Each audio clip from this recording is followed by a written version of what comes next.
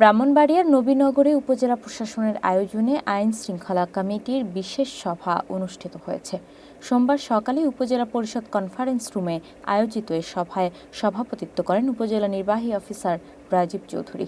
এতে প্রধান অতিথি হিসেবে উপস্থিত ছিলেন জেলা প্রশাসক ও জেলা ম্যাজিস্ট্রেট মোহাম্মদ দিদারুল আলম।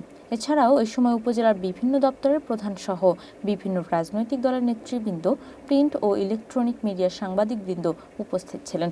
বিশেষ আইন শৃঙ্খলা কমিটির সভায় বিভিন্ন দপ্তরের প্রধানগণ তাদের বিভিন্ন সমস্যা উত্থাপন করেন, তবে স্বল্প সময়ের মধ্যে সমস্যাগুলো সমাধান করার আশ্বাস প্রদান করেন জেলা প্রশাসক ও জেলা ম্যাজিস্ট্রেট মোহাম্মদ দিদারুল আলম। বর্তমানে দেশটা অনেকে বলেছেন দেশটা একটা করোনা ইয়েতে চলতেছে। আমি মনে করি না, আমি মনে করি দেশ অনেক ভালোই আছে। চুরি থাকবে, যদি আপনারা যদি পিরামিড তো দেখেছেন সবাই, পিরামিডের ভিতরেও একটা লেখা আছে, লেখাগুলো হচ্ছে হায়ারোগ্লিফিক্স, জানেন যারা এটা।